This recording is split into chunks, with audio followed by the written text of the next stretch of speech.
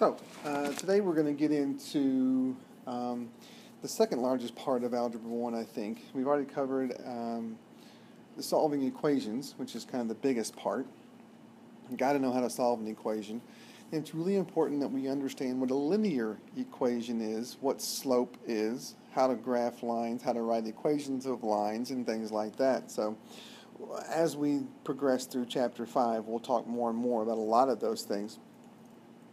But today we're going to get into slope. What does slope mean? What does it represent? What can we use it for? How do we find it? All that kind of stuff. And so by the end of today, we should be able to calculate the slope of a line from a graph or 2 points. And then understand that slope is also what we call a rate of change. It's how one variable changes in relationship to another. And we'll talk more about that in a minute. Okay, so some things that slope is. Slope is how steep a line is, okay, not how long. I want to make sure that we understand that. It's always a confusion with students. Slope tells you the steepness of a line. It does not tell you not the length of a line, and I want to make sure that we make that distinction. That's what slope is not, and we'll talk more about what slope is. First of all, lines extend forever and do not have a length, but even if you're talking about a line segment, when you get into geometry you will. Slope does not tell you the length of a line segment. It just tells you how steep it is. Okay? So when you're trying to find the length of something, do not try to use the slope. Alright? But it's how steep a line is, and we'll take a look at that more as well. Okay, it's one way to look at slope is rise over run. It's how far do you have to rise to go from one point to another point on a graph, and then how far you have to run. If you can imagine walking downtown Indianapolis, where all the streets run north and south, east and west, or at least most of them, then it's how far you have to go from one corner to another corner, how far do you have to rise, and how far do you have to run. And also talks about direction, and we'll get to that in a minute. Okay? It's a rate of change. What we mean by rate of change is how fast something is increasing or decreasing in relationship to time or something like that. And then the last thing is it's vertical change over horizontal change. It's how much the y value changes in relationship to how much the x value changes, right? Change in y over the change in x is another way we think about it. It's change. How much does something change? Okay, that's all the things that slope is, and we'll discuss all of that through today. Rate of change. Rate of change, what we mean by that is, yes, how quickly something changes, increases or decreases, but it shows the relationship between two quantities. Most of the time, or very, very often, it's one of the quantities is time. Since it's a rate of change, it's how quickly something changes or increases or decreases, and when you talk about quickness, you talk about time. Now, types of slope. Depending on where what kind of line we're talking about. Slope is always in reference to a line, a graphed line. And these are things that you probably remember already, but if your line goes up and to the right, or slants from left to right, if it goes upward, then it's a positive slope, right? If it goes down to the right, or goes downward, then it's a negative slope. What about horizontal and vertical lines? A horizontal line, well, if it's the vertical change divided by the horizontal change, a horizontal line has no vertical change, so it's going to be a 0 in the numerator, and then we'll have some horizontal change, and so that slope would just be 0. In a vertical line, there is a vertical change, so the numerator would have a value, but there is no horizontal change, and so the denominator would not have a value, and you can't divide by 0, so a vertical line has an undefined slope. And so I want to introduce something to you called Vux and Hoy to help you remember that. Vux and Hoy. Okay? And we'll reference Vux and Hoy throughout this. But Vux and Hoy basically, V stands for a vertical line, U stands for undefined. So a vertical line has an undefined slope. And if you were to write the equation of a vertical line, and we will later, it's always going to be x equals some line, or some number.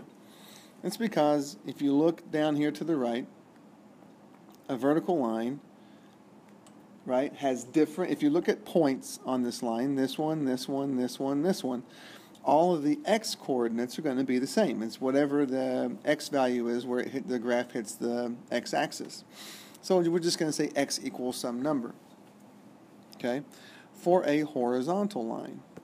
And that's where Hoy comes in.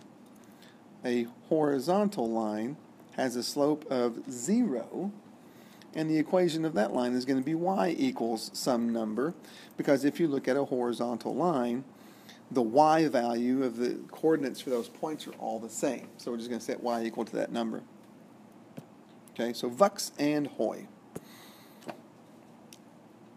All right, anyway, try to remember horizontal line has a 0 slope, undefined, or vertical line has an undefined slope. Let's talk about how to find slope. One way is if we have the graph, if we have the line graphed, if we have a linear graph, then to find slope, we can use the idea that slope, and m is always what we use for slope, is considered rise over run, or how much does the vertical change in relationship to the horizontal change, right? So we need 2 points on this graph. We can use, and we want corners, right? We want to be, like I said, if we're walking downtown Indianapolis, we want to go from one street corner to another. So I need to go from this corner to, say, this corner. Okay, that's where the graph hits the corners of those grids. How far do I have to rise to go from this corner to that corner? I have to rise 2, and if we go up, that's always positive, right? And then we have to run to the left 1. To the left is always negative, and so your slope is just 2 over negative 1, or negative 2 over 1, or negative 2 over 1. Those are all the same things. Okay? But there you go. So we're just counting rise over run. Take a couple seconds and try this one and see what you come up with.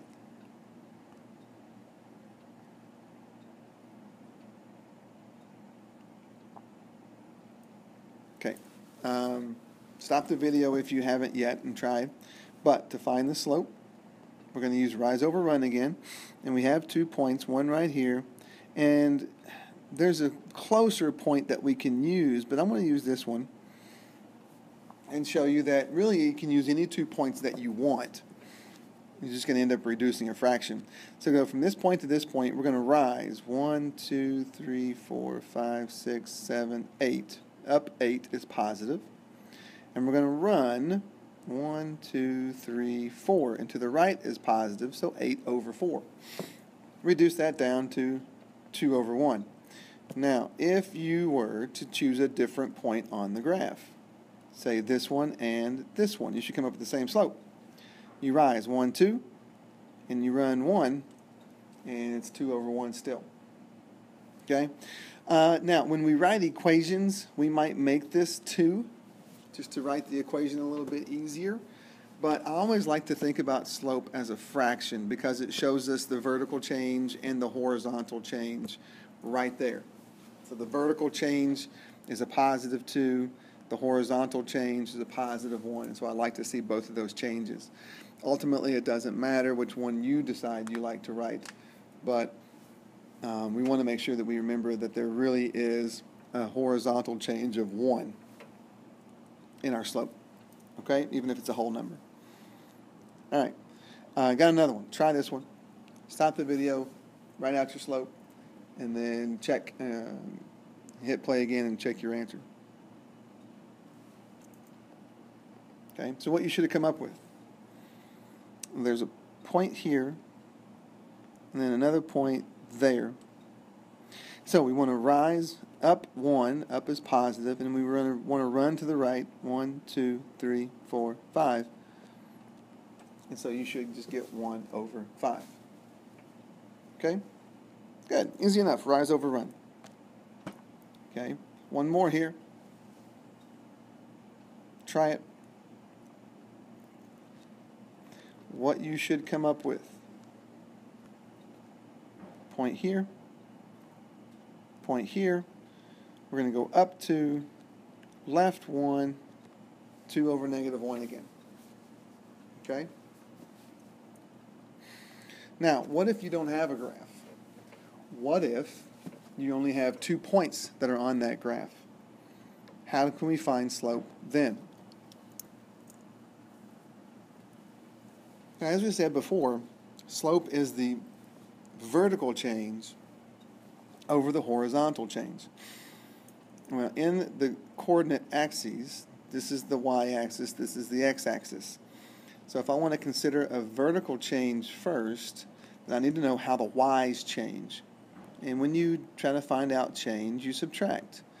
So with 2 points, we're going to subtract the y's. That's our vertical change. And then we're going to subtract, then we're going to find the horizontal change. The horizontal change is how does it change left to right, and that's the x-axis, and so we're going to subtract the x-coordinates. There's 2 points, and so we let 1 and 2 denote point 1 and point 2. Now, it doesn't matter which one's point 1 and point 2, we just need to make sure that we keep those coordinates together. So, in other words, if you decide, whatever point you decide is point 2, the x and y need to go first, and whichever one you decide is point 1, that x and y needs to go second. Okay? So, for example, we have these 2 points. These 2 points are on a line, and we want to find the slope. I think it's helpful to label these x1, y1, x2, x2, y2. And again, it doesn't matter which one's point 1 and point 2. You can have these 2 flip-flopped. Just make sure you don't mix and match the 1s and 2s and the x's and the y's. Okay, don't make both of these x's right here and both of these y's. It doesn't make any sense. Okay? All right. So now just plug in. y2 is negative 8. y1 is 6. x2 is negative 2. x1 is 10. So negative 8 minus 6 is negative 14, and negative 2 minus 10 is negative 12. Reduce that down to 7 over 6, and that's the slope of a line that goes through those 2 points. Okay? Just use the slope formula. Change in y over the change in x. And you got something that you can try. Try this one quick, and then we'll check your answer.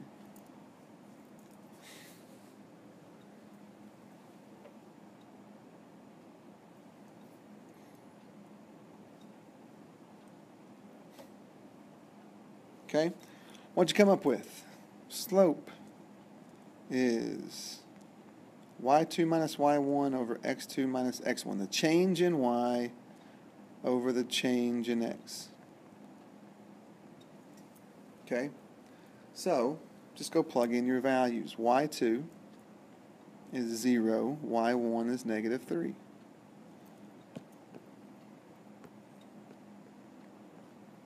x2 is negative 5, x1 is 0.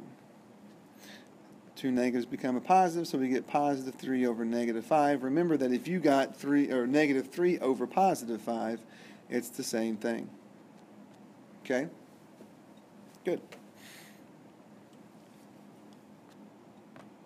Now try this one. Stop the video, come up with your slope, and I'll show you what you should get. Okay, what did you get? Again, x1, y1, x2, y2. We want to take y2 minus y1 over x2 minus x1. This is negative 9, this is 0, and so this becomes an undefined slope. You can't divide by 0, which makes sense because our x values are the same. Remember that an undefined sloped line is a vertical line, and all the x coordinates are going to be the same. So since those x coordinates are the same, it makes sense that our slope is undefined. Okay? Try this one. Okay? you should have come up with negative 2 minus a negative 2 over 6 minus a negative 3. This becomes positive, and we get 0 over 9, which is just 0. Again, a slope of 0 for a line means it's a horizontal line, which means that all the y's are the same. And so this makes sense because our two y values here are the same. Some ways to check your work. How about this guy? Okay, what'd you come up with? You should have, I'm going to go the other way. I'm going to make this negative 8 minus a negative 1, which means I have to start negative 3 minus a negative 4. Plus, plus, plus, plus, and I get negative 7 over 1. Okay? So it doesn't matter the order in which you go. So I made this x2, y2, and this x1, y1. Okay? All right. And one more for you. And what'd you get? Should be 7 minus 4 over negative 8 minus 1. This is 3. This is negative 9. And so we get negative 1/3. Okay? Got it? Good. Now, we can use the slope to help us find different coordinates if we need to. Okay? These 2 points lie on a line, but we don't know what the x-coordinate is for that first point. We do know the slope of the line is negative 1/2. So how can we use that? Well, we can still use the idea of the slope formula. Then just plug in the numbers that you know, right? Do I know what m is? Sure I do. It's negative 1/2. So I'm going to make this guy negative 1/2.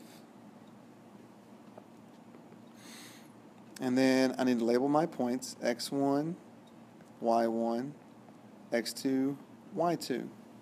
y2 is 5, y1 is 4, x2 is 2, x1 is x.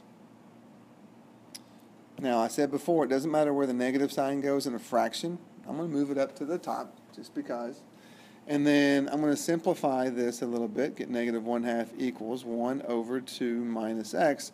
And then I'm going to cross multiply. It's just a proportion. These are two ratios set equal to each other, which is a proportion. The way we solve proportions is to cross multiply. So 2 times 1 is 2. Negative 1 distributed to those two values is negative 2 plus x. Now you add 2 to both sides, and x is 4. So your x-coordinate for that point is 4. So it's 4 comma 4. Okay? Just use the slope formula, plug in the values that you know. Give it a shot here.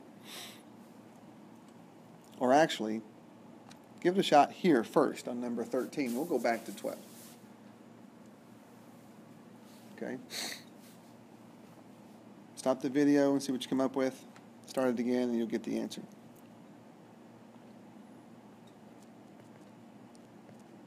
So we're going to use y2, the slope formula.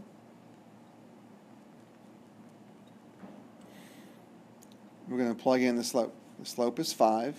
Again, I like my slope as a fraction, so I'm going to put it as 5 over 1. And then I'm going to go 8 minus y are my two y values, and negative 2 minus 3 are my two x values. I'm going to simplify a little bit here. 5 over 1 equals 8 minus y over negative 2 minus 3 is negative 5. Now I'm going to cross multiply because I've got two ratios set equal to each other. I get negative 25 equals, distribute that 1, 8 minus y. Subtract 8. I get negative y equals negative 33. Divide by negative 1. And so y equals 33. So the y value there is 33. Now, we can shortcut it. If the slope is undefined, remember what it means for the slope to be undefined. Undefined slope, VUX, vertical, undefined, x equals the same number.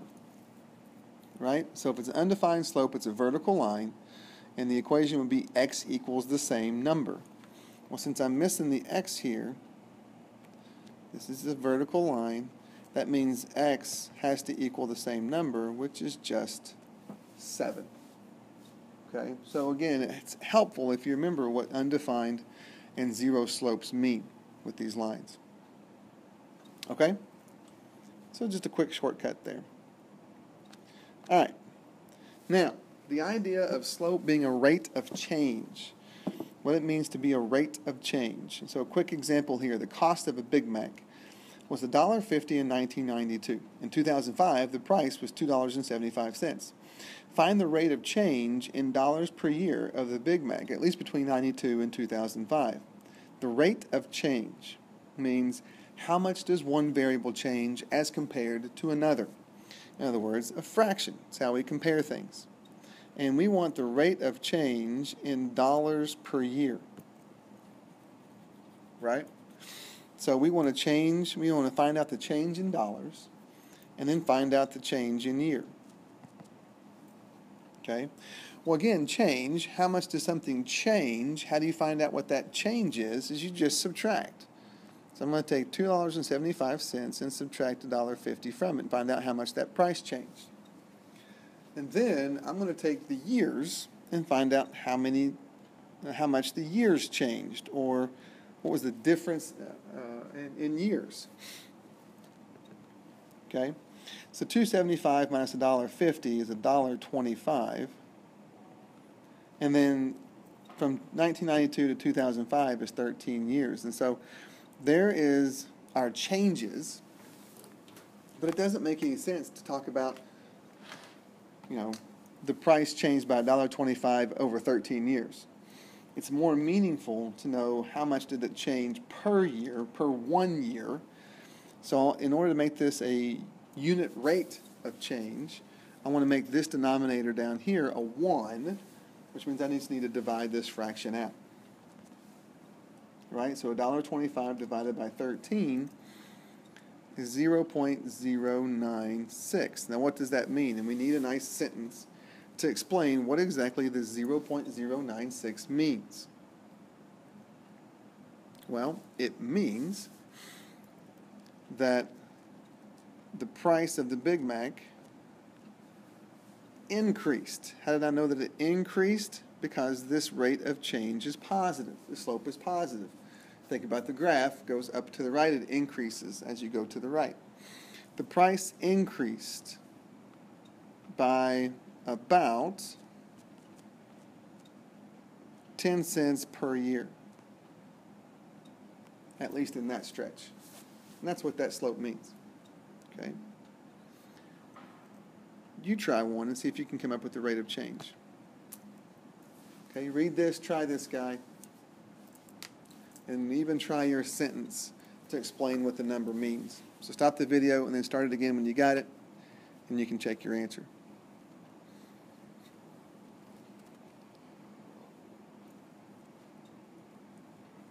Okay, what'd you come up with? So this says we want the average rate of change in feet per minute. So I need feet on top, minutes on the bottom. So how much did the feet change? In other words, his height, right? We went from 3,800 feet down to 1,400 feet. Okay, so that's how we find out his height change. And we got to make sure we match these up. The minutes changed. When he was at 3,800 feet, it was 8:38. When he was at 1,400 feet, it was 8:49. So it's weird to think about subtracting time like this, but all we really want to find out is from 8:38 to 8:49, how did the time change? How much time went by? But then you have to consider the fact that 8:49 is a bigger number than 8:38, and what that means as far as the sign goes. because 3,800 minus 1,400 is 2,400. And then the difference from 8:38 to 8:49, of course, is 11 minutes, but it's a negative 11 minutes because we're subtracting backwards, right? Basically 8:38 to 8:49. Okay, now we want this to be a unit rate of change. So basically that means that there's 2,400 feet in 11 minutes, and it doesn't make as much sense as how many feet per minute. So divide these two out. We get 2,400 divided by negative 11, and we get negative 218.2. Now, what does that mean? Okay, that rate of change is negative.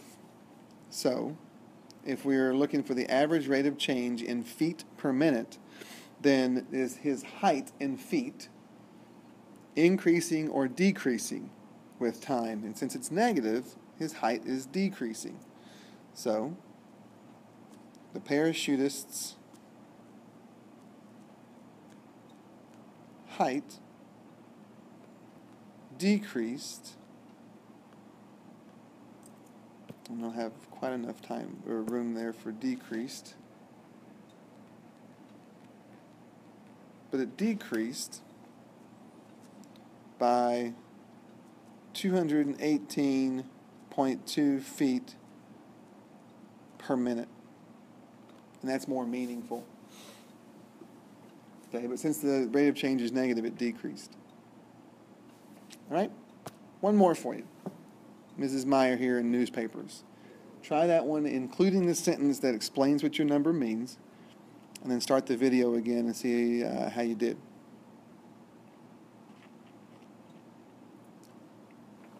Okay?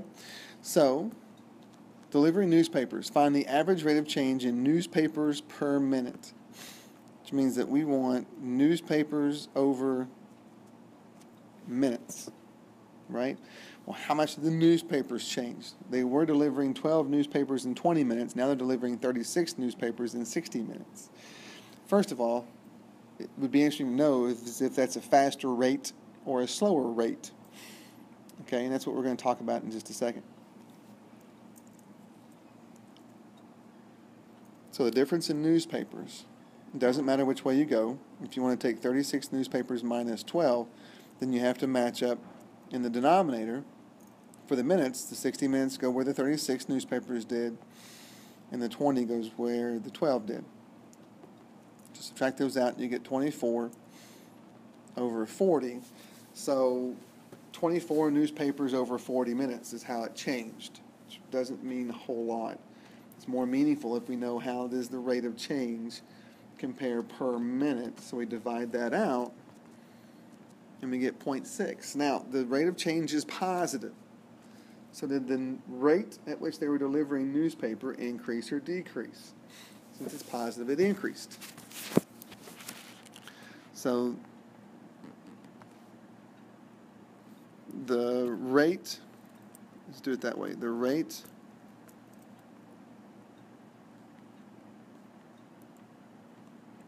at which they are delivering newspapers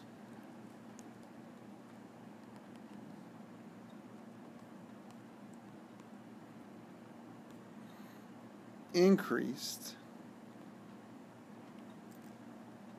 by 0.6 newspapers per minute. Okay? That's what a rate of change means. When you do a rate of change problem, make sure that you include this sentence explanation is what that number means. Okay? That's it. Homework's in Canvas. Enjoy it. See you next time.